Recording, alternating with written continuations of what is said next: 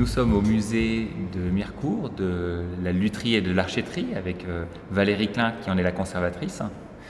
Je vais te demander, Valérie, de te présenter et puis de présenter la structure. Je m'appelle Valérie Klein et je suis la directrice du musée de la lutherie et de l'archéterie de Mirecourt.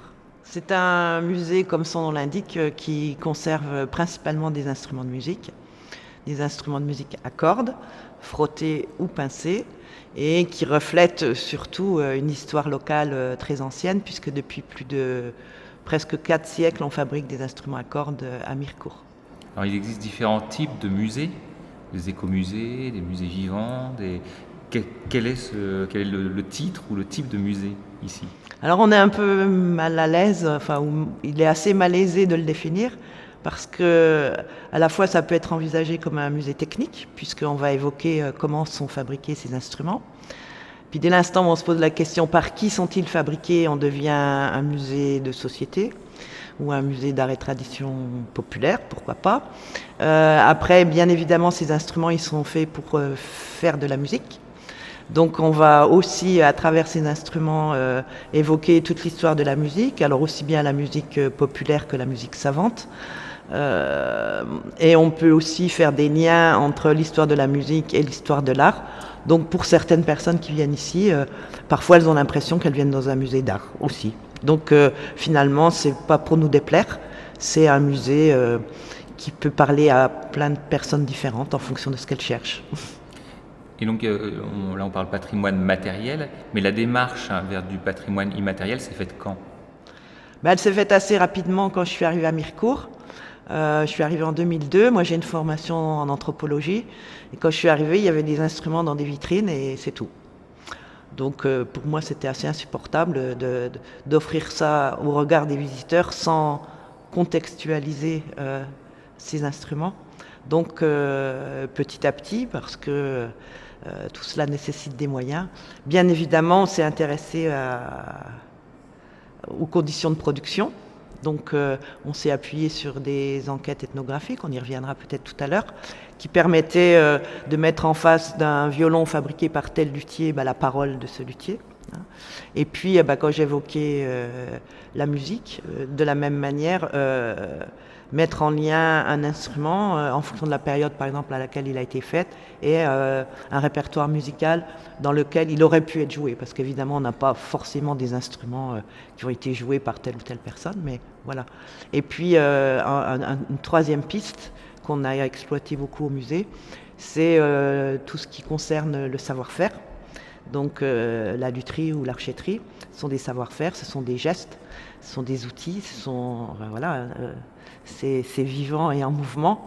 Et donc on a travaillé avec un anthropologue vidéaste avec lequel on a réalisé des films pour le musée, bien centrés sur la main et l'outil du luthier ou de l'archetier, pour effectivement présenter aux visiteurs toutes les phases de fabrication qu'ils ne voient pas quand ils découvrent un instrument en vitrine ou un moule ou une pièce comme ça en cours de fabrication.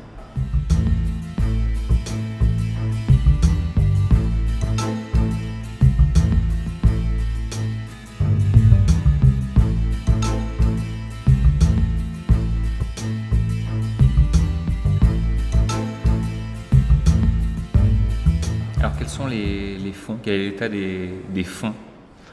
Alors nos fonds, il y en a de plusieurs sortes. Déjà on a la chance à Mirecourt d'avoir accueilli plusieurs ethnologues, bien avant que j'arrive, qui ont recueilli la parole des luthiers qui étaient en activité à ce moment-là. Donc la première qui a fait ce travail, c'est Hélène Clodo-Awad dans les années 80. Donc on a un très bel aperçu de la profession à cette époque-là. Ensuite, une association locale qui s'appelait Promifi a fait aussi tout un travail de recueil de mémoire. Alors là, on a, je pense, plus d'une trentaine d'entretiens, qui malheureusement n'ont pas forcément été menés par des professionnels, mais quand même, c'est plein de richesses, peut-être moins exploitables auprès des visiteurs. Et puis, on a donc une troisième campagne qui a été menée dans fin des années 90, par un ethnomusicologue qui s'appelle Lothar Mabru. Et puis le dernier en date qui a travaillé ici à Mirecourt, c'est Baptiste Buob. J'évoquais les films qu'on a fait spécifiquement pour le musée. Lui, il est venu pendant 3 ans, oui je crois, assez régulièrement à Mirecourt. Et il a fait tout un travail sur la transmission du métier de luthier, en filmant dans les ateliers, à l'École nationale de lutherie. Et tout ça a donné un documentaire qui s'appelle Luthier de la main à la main et qui a été vraiment, on va dire, qui s'appuie et qui a été fabriqué depuis Mirecourt et principalement par les gens qui apparaissent dans ce documentaire sont des professionnels de Mirecourt. La collection qui est conservée au musée, certains instruments sont en état de jeu. Donc on a notamment autour des guitares et des violons, monter des projets.